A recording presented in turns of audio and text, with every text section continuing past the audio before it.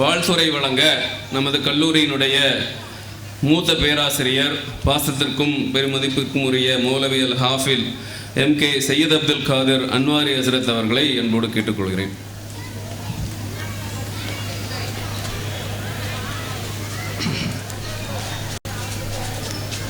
அல்ஹம்துலில்லாஹி ரப்பில் ஆலமீன் வஸ்ஸலாத்து வஸ்ஸலாமு அலா ரசூலிஹில் அமீன் ஸல்லல்லாஹு அலைஹி வஸல்லம் வ அலா ஆலிஹி வ அஸ்ஹாபிஹி வ அத்பாஇஹி அஜ்மஈன். அம்மா பஅத்.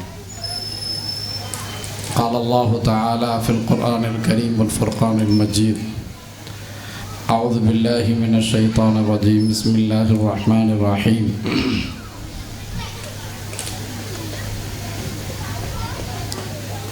ونقلبهم ذات اليمين وذات الشمال وكلبهم باسط ذراعيه بالوصيد.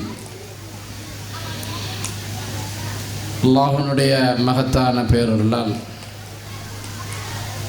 ஒரு அழகான நேர்த்தியான பட்டமளிப்பு விழா நடைபெற்று கொண்டிருக்கிறது. அல்ஹம்துலில்லாஹ். நம்முடைய மதரசாவினுடைய சிறப்பம்சங்கள் என்று பார்க்கும் பொழுது, நாம் ஒவ்வொரு நேரத்திலும் மாணவ மாணவிகளுக்கும் அதே போன்று நம்முடைய ஊரை சார்ந்த பெண்களுக்கும் அவர்களுக்கு தர்பியா வகுப்பு என்று நடத்தி வருகிறோம்.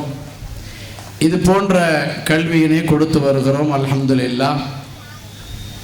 இதில் தாய்மார்களும் திருமறை அல் குர்ஆனுடைய அந்த கல்வியை கற்றிருக்கிறார்கள், திறம்பட ஓதி இருக்கிறார்கள் என்று பார்க்கும் பொழுது மிகவும் பெருமையாகவும் அல்லாஹ்வுக்கு நன்றி செலுத்தப்படுவதற்கு உண்டான ஒரு காரணமாகவும் இருக்கிறது. திருமறை அல் குர்ஆனை பற்றி பெருமானார் ஸல்லல்லாஹு அலைஹி வஸல்லம் அவர்கள் அதனுடைய மாண்புகளை, அதனுடைய சிறப்புகளை, அதனுடைய சிறப்பம்சங்களை எல்லாம் சொல்லி காட்டும் பொழுது ஒரு வார்த்தை சொல்வார்கள்: வலா தன்கதி அஜாயிபுஹு, வலா தன்கதி அஜாயிபுஹு. திருமறை அல் குர்ஆனுடைய ஆச்சரியங்கள், திருமறை அல் குர்ஆனுடைய நிகழூட்டும் நிகழ்ச்சிகள், திருமறை அல் குர்ஆனில் சொல்லப்பட்ட தகவல்கள், மனித சமுதாயம் அதை ஆய்வு செய்மையானால், அதை சிந்திக்குமையானால், அதை பற்றி உண்டான விளக்க உரைகளை அதை பார்க்குமையானால், பொருள் சம்பந்தப்பட்ட விஷயங்களை எல்லாம் ஆய்வு செய்யுமையானால் அதனுடைய ஆச்சரியங்கள் அது முடிவடையாது என்று திருமறை அல் குர்ஆனை பற்றி பெருமானார் ஸல்லல்லாஹு அலைஹி வஸல்லம் அவர்கள் ஒற்றை வரி சொல்வார்கள். அந்த அடிப்படையில் அந்த ஹதீஸை வைத்து நாம் திருமறை அல் குர்ஆனை பார்க்கும் பொழுது, திருமறை அல் குர்ஆனில் அல்லாஹ் கஹ்ஃப் வாசிகளை பற்றி சொல்கிறான். அவர்கள் ஏறத்தாழ ஆரம்ப காலத்திலே ஒரு அரசன் வந்து குஃப்ருகளை, அதாவது நிராகரிப்பை ஏவிக் கொண்டிருந்த அந்த நேரத்தில் ஈமானியை சார்ந்த பெருமக்கள், ஈமானுக்காக வேண்டி குகையில் ஒதுங்கிய பெருமக்களை பற்றி அல்லாஹ் திருமறையில் புகழ்ந்து வருகிறான். அவர்கள் இந்த குஃப்ரிலும் நிராகரிப்பிலும் ஈடுபட்டு விடக்கூடாது என்பதற்காக வேண்டி ஒரு குகையிலே அவர்களை தூங்கச் செய்தான். திருமறை அல் குர்ஆன் அவர்களை பற்றி சொல்லும் பொழுது சொல்கிறது: ஃபலரப்னா அலா ஆதானிஹிம், அவர்களுடைய காதுகளில் நாம் தூக்கத்தை அறைந்தோம், தூக்கத்தை போட்டோம் என்று சொல்லி வஸ்தாது திஸ்ஆ ஸலாசுமிஅத்தின் வஸ்தாது திஸ்ஆ, ஏறத்தாழ 309 வருடங்கள் தூங்கினார்கள் என்ற தகவலை குர்ஆன் பதிவு செய்கிறது. இதில் என்ன ஆச்சரியம்? கஹ்ஃப் வாசிகளே ஆச்சரியம், அவர்களுடைய அந்த தூக்கம் ஆச்சரியம், அந்த குகை என்பது ஒரு ஆச்சரியம், எல்லாமே ஆச்சரியமான தகவல். குகை வாசிகள் தூங்குகிறார்கள், 309 வருடம் தூங்கினார்கள் என்றால் கீழே அரித்துவிடும், புழுப்பூச்சிகள் வந்துவிடும், புண்ணுகள் விழுந்துவிடும். 309 வருடம் தூங்கக்கூடிய இவர்கள் ஒனுகல்லிபுகும் தாத்தில் யமீனி வதாத்த ஷிமால், அல்லாஹ் திருமறையில் பதிவு செய்கிறான். இவர்களை அவர்களுடைய முதுகில் புண்ணு விழாமல் இருப்பதற்காக, அவர்களை பூச்சி புழுக்கள் அரிக்காமல் இருப்பதற்காக அவர்களை எல்லாம் நாம் பிரட்டி கொண்டிருந்தோம், வலது பக்கமும் இடது பக்கமும் என்று அல்லாஹ் பதிவு செய்வான். அது மட்டுமல்ல, அவர்களுடைய கண்கள் விழித்துக் கொண்டிருந்தது. தூங்கினார்கள், அவருடைய கண்கள் விழித்துக் கொண்டிருந்தது. ஆனால் கண்கள் விழித்துக் கொண்டிருந்தால் 309 வருடம் என்றால் எவ்வளவு தூசிகள் இருக்கும். அதுவும் குகை, காற்றடிக்கும், புழு பூச்சிகள் வரும் போகும், பராமரிப்பில்லாத அந்த இடம், யாருமே பார்க்காத அந்த இடம், யார் மனித செஞ்சாலும் நடமாடாத அந்த இடம், அந்த இடத்தில் கண்கள் விழித்துக் கொண்டிருந்தால் எவ்வளவு தூசிகள் இருக்கும். ஆனால் ஒரு தூசி கூட இல்லை. இது ஆச்சரியமான தகவல் இன்னும் இருக்கிறது. வெயில் அடிக்கும், வெயில் வரும் பொழுது வலது பக்கமும் இடது பக்கமும் அந்த வெயில் வந்து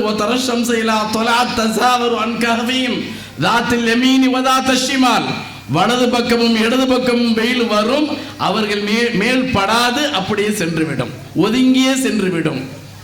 இவ்வளவு பெரிய ஆச்சரியமான தகவலை அது பார்த்தால் தெரியும் நமக்கு. விளக்க உரைகளை பார்க்கும் பொழுது, தஃசீர்களை பார்க்கும் பொழுது, பொருள்களை பார்க்கும் பொழுது ஒரு ஆச்சரியமான தகவல்.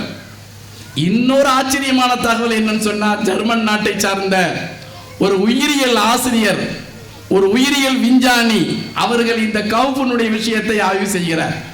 ஒரு அறிஞர் கவுஃபுனுடைய அந்த குகைவாசிகளுடைய சரித்திரத்தை ஜெர்மன் நாட்டை சார்ந்த ஒரு உயிரியல் ஆசிரியருக்கு, ஒரு உயிரியல் விஞ்ஞானிக்கு அவர் விளக்குகிறார். விளக்கும் பொழுது சொல்கிறார், 309 வருடம் படுத்ததாக அந்த தகவலை, அந்த வரலாற்று நிகழ்வுகளை சொல்கிறார். அப்ப அல்லாஹ் சொல்லும் பொழுது உண்டான 309 படுக்கிறாங்க, கீழே அரிக்காம இருக்கிறதுக்காக வேண்டி அல்லாஹ் பிரட்டி பிரட்டி இருக்கிறான் அப்படின்னு சொல்லிக்கிட்டே இருக்கும் பொழுது இன்னொரு தகவல், ஒரு வகல்முகும் பாசித்துன் திராஐஹி பில் வஸீத், குகைவாசிகளை அல்லாஹ் புரட்டி புரட்டி எடுத்தான். ஆனால் அதே சமயத்தில் அங்கே அவர்களை பாதுகாக்கக்கூடிய ஒரு நாய் அவர்களோடு சென்றது. அந்த நாய் அங்கு புரண்டதாக திருமறை அல் குர்ஆனில் பதிவு செய்யப்படவில்லை. குகைவாசிகள் தூங்கினார்கள் அல்லவா, அந்த குகைவாசிகளை அல்லாஹ் புரட்டி எடுத்தான், வலது பக்கம் இடது பக்கம். ஆனால் நாய் புரண்டதாக, நாய் கவிழ்ந்ததாக எந்த குர்ஆன்ல இல்லை. அந்த உயிரியல் ஆசிரியர், அந்த ஆராய்ச்சியாளர், நாய் ஏன் மட்டும் அல்லாஹ் புரட்டவில்லை, மனிதர்களை புரட்டினானே என்று அவர்கள் ஆய்வு செய்கிறார். உயிரியல் ஆய்வாளர் தானே அவர், ஆய்வு செய்கிறார். ஆய்வு செய்யும் பொழுது அல்லாஹு அக்பர், பெருமானார் சொன்னார்களவா, வலா தன்கதி அஜாயிபுஹு, இஸ்லாமிய பெருமக்களே, மாணவிகளே, ஆசிரியர்களே, அதே போன்று உம்மத்துமார்களே, அல்ல பெருமானார் ஸல்லல்லாஹு அலைஹி சொன்னாங்க, அதனுடைய ஆச்சரியங்கள் நீங்கள் சிந்தித்தால் அது முடிவடையாது என்று சொன்னார்கள் அல்லவா. அந்த நாயை பற்றி ஆய்வு செய்கிறார். சொல்கிறார், மற்ற எல்லா உயிரினங்களும், ஆடாக இருக்கட்டும், மாடாக இருக்கட்டும், ஒட்டகமாக இருக்கட்டும், மற்ற உயிரினங்கள் எல்லாமே அது உயிரோடு இருந்தாலும் சரி, செத்து போனாலும் சரி, ஒரு இடத்தில் 300 வருடம் அப்படி இருந்துச்சு சொன்னா அரிச்சிடும், அது அரிச்சிடும். ஆனால் நாயினுடைய உடம்பில் மட்டும், அதனுடைய தோளில் மட்டும் உயிரோடு இருக்கும் காலமெல்லாம் அதற்கு அரிப்பு ஏற்படாது, எந்த பூச்சியும் ஏற்படாது என்று ஜெர்மன் நாடைய ஆசிரியர், ஆய்வாளர் அவர் ஆய்வு செய்து அதற்கு பிறகு அந்த ஒரு வசனம் வகல்முகும் பாசித்துன் திராஐஹி பில் வஸீத், இந்த ஆயத்தினுடைய ஒரு வசனத்தை அவர்கள் ஆய்வு செய்து ஆச்சரியங்களை புரிந்து உடனே இஸ்லாத்தை ஏற்றுக்கொள்கிறார். அல்லாஹு அக்பர். இவ்வளவு பெரிய பிரசித்தி பெற்ற அல் குர்ஆனை நாம் சுமந்தவர்களாக இருக்கிறோம். இந்த பிரசித்தி பெற்ற அல் குர்ஆனை நம்முடைய கரங்களிலே இருக்கிறது. எவ்வளவு பெரிய அற்புதமான தகவல் இருக்கிறது. ஆனால் இன்று நம்மிடத்தில் ஓதுவதற்கு கூட, இந்த திருமறை அல் குர்ஆனை ஓதுவதற்கு கூட பெற்றோர்கள் மிகவும் சிரமப்பட்டு அனுப்புகிறார்கள். ஸ்கூலுக்கு போகணும் அப்படின்னு சொன்னா, சொல்ற விஷயம் தான், ஸ்கூலுக்கு போகணும்னு சொன்னா காலையில இருந்து அல்லாஹ் அக்பர் பெரிய போராட்டம் நடக்கும், வீடே யுத்தக்களமாக இருக்கும். பிள்ளைங்கள் வந்து ஆடைகளை மாற்றியும் மாத்தாமையும் அறகுறையான முறையில் சாப்பிட்டும் சாப்பிடாமையும் அந்த மக்களை அனுப்புவதில் அவர்கள் பெரும் முயற்சியை, பெரும் சிரமத்தை எடுத்துக்கொள்கிறார்கள். ஆனால் லீவு நாட்கள்ல, ஒரு ஞாயிற்றுக்கிழமை ஒரு லீவு நாள் வந்துட்டுன்னு சொன்னா என் பிள்ளை தூங்கட்டுமே, கொஞ்ச நேரம் தூங்கட்டுமே, டெய்லி ஸ்கூலுக்கு போறான். ஆனா இதனுடைய அருமை, இதனுடைய பெருமை, மார்க்க கல்வியினுடைய அருமை பெருமை எப்பொழுது தெரியும்? இன்ஷா அல்லாஹ் நம்முடைய உயிர் நம்முடைய உடம்பை விட்டு பிரிந்ததற்கு பிறகுதான் என்னுடைய அருமையும் பெருமையும் தெரியும். பெற்றோர்களாகிய நமக்கு என்ன கடமை? பெற்றோர்களாகிய நமக்கு என்ன கடமை? பிள்ளைகளை நாம் மார்க்க கல்வியின் பக்கம் அவர்கள் சடைவடையும் பொழுது நாம் சடையாமல் இருந்து, அவர்கள் வராமல் இருக்கிறார்கள் என்று இருக்கும் பொழுது அவர்களை கண்டித்து அவர்களை சரியான முறையில் இந்த மார்க்க கல்வியின் பக்கம் அனுப்பினால் கியாமத்துடைய நாளையிலே அவர்கள் குர்ஆனை முடிப்பார்களே. ஆனால் பெருமானா ஸல்லல்லாஹு அலைஹி வஸல்லம் சொன்னார்கள் அல்லவா, உல்பிஸ வாலிதாஹு தாஜம் மின் நூரிஹி யௌமல் கியாமா, கியாமத்துடைய நாளையில் கிரீடம் அணிவிக்கப்படும் பெற்றோர்களுக்கு. யாருக்கு? எந்த பெற்றோர்கள் பிள்ளைகளை சரியான முறையில் குர்ஆன் ஓத ஹாஃபிலா ஆக்க அதே போன்று கொண்டு சென்று கூட்டி சென்றார்களோ. இமாம் ஷாஃபி ரஹ்மத்துல்லாஹி அலைஹி உருவானாங்க, சாதாரண உருவாகல, அவங்களுடைய தாய் உருவாக்கினார்கள். எத்தனையோ இமாமுகள், இமாம் மாலிக் ரஹ்மத்துல்லாஹி அலைஹி போன்ற எத்தனையோ இமாமுகள் இவர்களை பெற்றோர்களாகிய அந்த அவர்கள் தான் உருவாக்கினார்கள். பிள்ளைகளுடைய பொறுப்பு நம்மிடத்தில் இருக்கிறது. நாம் தர்பியத்திற்கு உரித்தானவர்களாக இருக்கிறோம். நான் இதற்கு முன்னாடி ஒரு வரலாற்று நிகழ்வை சொல்லியிருக்கிறேன். உம்முல் கைர் என்று சொல்லப்படக்கூடிய ஒரு பெண்மணி, இக்ரிமா ரலியல்லாஹு அன்ஹு அவர்களுடைய கணவர், அபூ ஜஹலுடைய மகனுடைய அதாவது மனைவி, அபூ ஜஹலுடைய மருமகள். இக்ரிமா இஸ்லாத்தை ஏற்றுக்கொள்ளவில்லை என்பதற்காக மக்காவுடைய வெற்றியுடைய நேரத்தில் ஹிஜ்ரி 8 துடிதுடித்து போனார்கள். மக்காவை விட்டும் மிரண்டோடுகிறார்கள், மதீனாவை விட்டும் மிரண்டோடுகிறார்கள். இஸ்லாம் என்ற பாக்கியம் கிடைக்காமல் போய்விடுகிறது என்ற அடிப்படையில் மனைவி துடித்தார்கள். துடித்து யமன் தேசத்தினுடைய பகுதியில் ஓட போனார். அவரை இழுத்துட்டு வந்து பெருமானா ஸல்லல்லாஹு அலைஹி வஸல்லம் அனுமதி கேட்டு இஸ்லாத்தை அவர்களுக்கு தழுவினார்கள் என்று சொன்னால் இதுதான் அவர்கள் மீது உண்டான ஒரு பொறுப்பாக இருந்து கொண்டிருக்கிறது. எனவே பெற்றோர்களாகிய நாம் பிள்ளைகளை சரியான முறையில், சீரான முறையில், சிறப்பான முறையில் மதரசாவுக்கு அனுப்பி அவர்களை குர்ஆன் ஓதக்கூடியவர்களாக, ஹாஃபில்களாக, ஆலிம்களாக, முபல்லிகாக்களாக ஆக்கும் பொழுதுதான் மார்க்கம் சம்பந்தப்பட்ட எல்லா தகவலும் தெரியும்.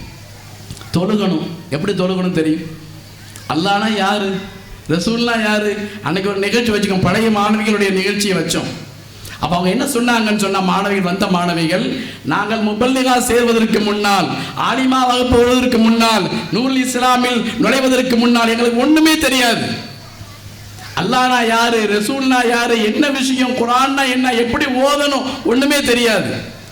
ஒன்றும் தெரியாமல் இருந்த எங்களை நூல் இஸ்லாம் என்ற இந்த மதரசா எங்களை அழகான முறையில் கல்வி கொடுத்து தேர்த்தியது என்று சொன்னால் அந்த நூல் இஸ்லாமுக்கு நன்றி என்று சொன்னார்கள்.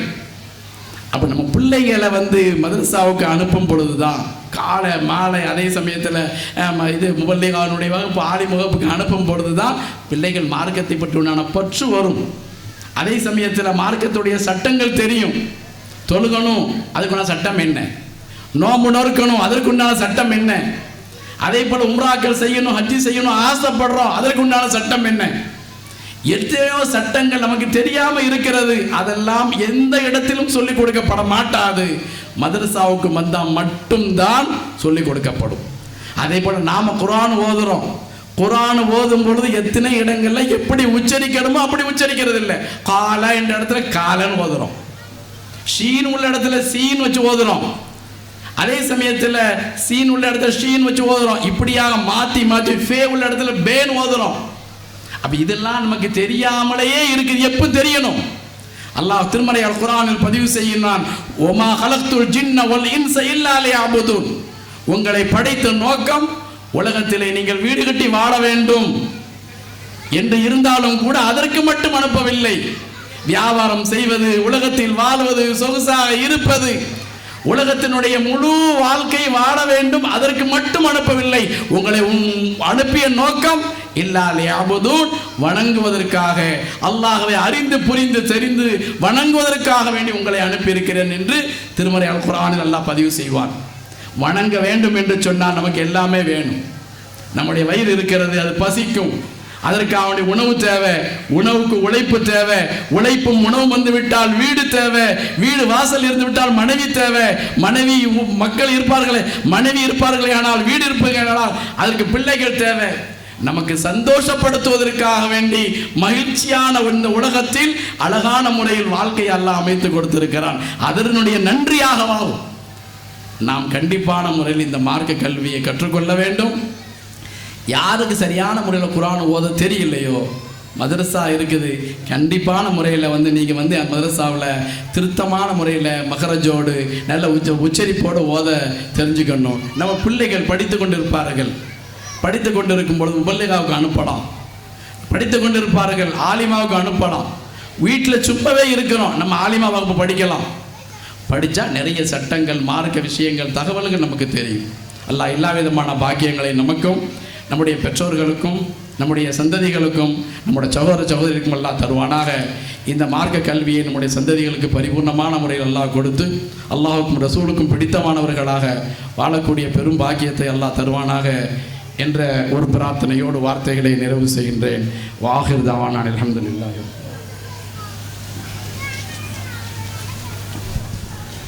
பாசத்திற்குரிய மௌலவி சையத் அப்துல் காதர் அன்வாரி ஹஸ்ரத் அவர்களுக்கு ஜஸாக்கல்லாஹ் ஹைர்.